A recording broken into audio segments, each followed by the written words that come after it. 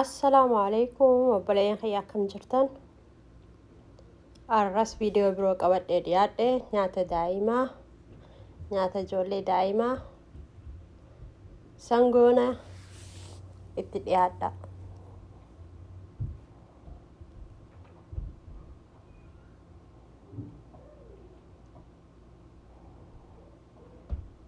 Olive oil itti naqadhee takkaa'oo zayituun jechuudha.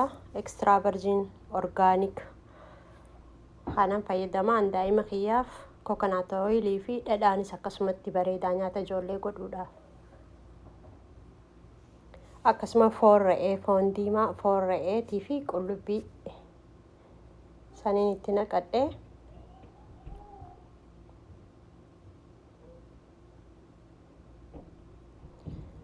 inni kun xiqqoo gisee walitti bilchaatee hamma nu bilchaatu eeyne kuduraalee kaan itti naqannaa jechuudha.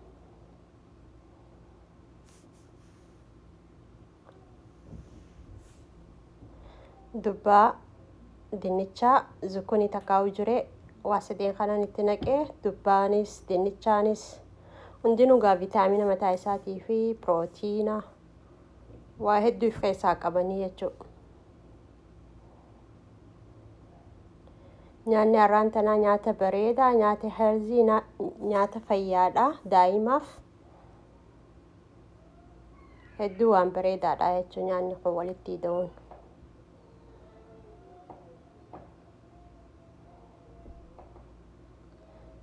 Amma kana waliin nannaqee bishaan itti naqeetiin cuqqaalaa qajeelee bilchaatee walitti haa yaa'u jechuudha. San booda biraakilii fi cauliflower kan itti naqnaa jechuudha. Huruudan xiqqishoo irra buufadhee huruunni gaadawaadha.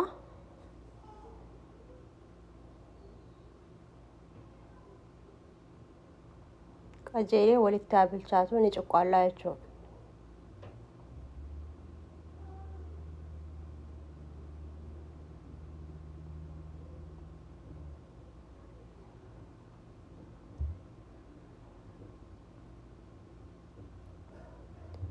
Akkasumatti biraakiliinii fi cauliflower kanan itti naqee wanni lameen kun hedduu bareedaadha, hedduu fayyaadhaaf gaariidha.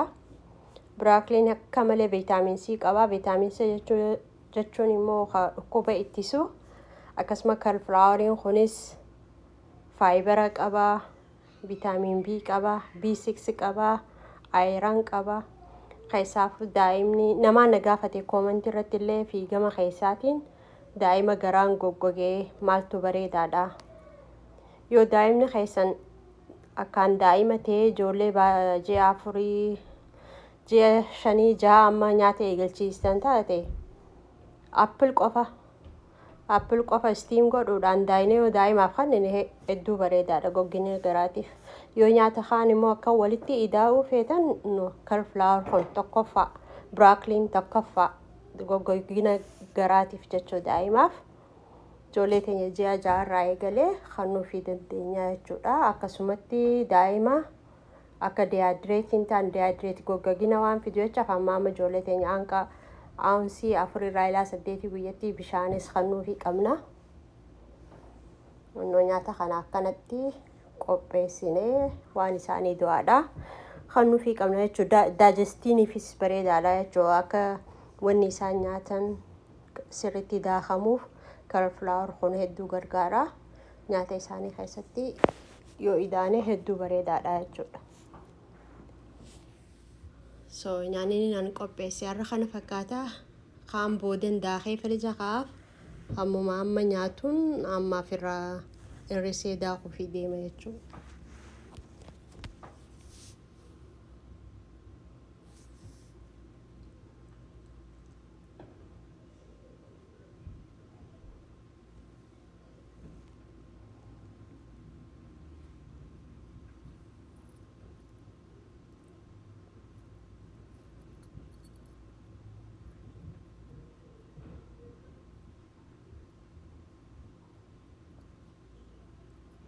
Goggogina garaa yeroo hedduu furuutaaf bareedaadha. Keessaafuu tokkoffaa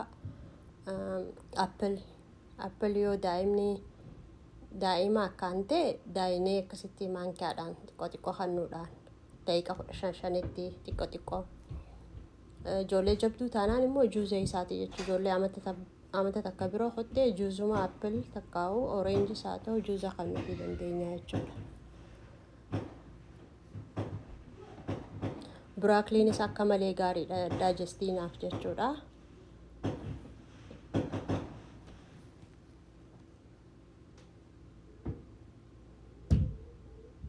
Foorreetis akka beenutti du'aa qullubbiinis du'aa dubbaa waa hundinuu gaa nyaanni kun waliif fidamuun hedduu daa'imaaf waan bareedaadha waan bu'aa qabuuf waan fayyaati jechuun waan akkanattiin qopheesse.